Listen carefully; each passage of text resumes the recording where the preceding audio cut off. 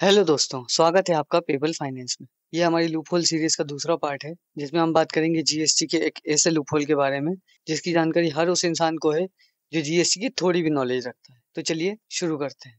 आप हर कुछ दिन में कुछ ना कुछ खरीदते होंगे, एक चिप्स का पैकेट, एक शर्ट या फिर एक नया फोन, और हर बार आप उस पर जीएसटी देते हैं। लेकिन क्या आप जानते हैं कि जो पैसा आपने जीएसटी के नाम पर दिया वो पूरा सरकार तक पहुंचा ही नहीं। मान लीजिए आपने अपनी मेहनत की कमाई से 100 रुपए का कोई सामान खरीदा जिस पर 18% जीएसटी लगा। आपने दुकानदार को 118 रुपए दिए, आपका काम खत्म। लेकिन क्या आपको पता है कि वो 18 रुपए का कुछ हिस्सा सरकार तक कभी पहुंचा ही नहीं, बल्कि एक बड़े घोटाले का हिस्सा बन गया। ये सिर्फ एक चोरी नहीं, बल्कि एक ऐसा लूपहोल है जिसने देश को 20,000 करोड़ से ज्यादा का चूना लगाया। और आज हम इसी 20,000 करोड़ के स्कैम को डिटेल में समझेंगे, सरल भाषा में और रियल लाइफ एग्जाम्पल के साथ। सबसे पहले इस खेल का सबसे जरूरी खिलाड़ी समझते हैं, इनपुट टैक्स क्रेडिट या आईटीसी।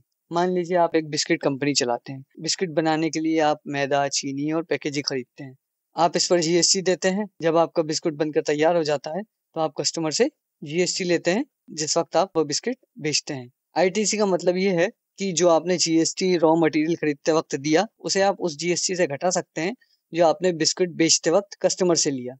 आसान भाषा में ये एक क्रेडिट है जो बिजनेस को मिलता है ताकि टैक्स पर टैक्स ना लगे। अब इसी सिस्टम में एक बड़ी कमी का फायदा उठाकर फर्जी बिल का खेल शुरू होता है। चलिए इसे एक रियल लाइफ केस स्टडी से समझते हैं जो हाल ही में सामने आया। एक बड़ी ट्रेडिंग कंपनी जो सिर्फ पेपर पर एग्जिस्ट करती है, उन्होंने असल में कोई सामान खरीदा ही नहीं।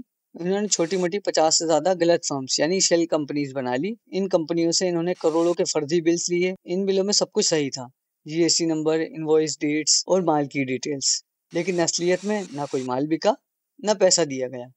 अब इन फर्जी बिलों का इस्तेमाल करके बड़ी कंपनियों ने करोड़ों का आईटीसी क्लेम किया, यानी सरकार से उन पैसों का क्रेडिट लिया जो इन्होंने कभी जीएसटी के रूप में दिए ही नहीं। और फिर क्या हुआ, इस आईटीसी क्लेम का इस्तेमाल करके इन्होंने अपना खुद का करोड़ों रुपए टैक्स बचा लिया और बाद में इन फर्जी कंपनियों को कुछ कमीशन देकर बंद कर दिया। जब तक सरकार के डिपार्टमेंट को शक हुआ और जांच शुरू हुई, तब तक कंपनियां गायब हो चुकी थी। और अब आता है सबसे जरूरी सवाल, इस घोटाले का असली बोझ कौन उठाता है? इसका सीधा असर आप और देश की अर्थव्यवस्था पर पड़ता है। जब ऐसे घोटाले होते हैं तो सरकार को घाटा होता है। इस घाटे की भरपाई कैसे होती है?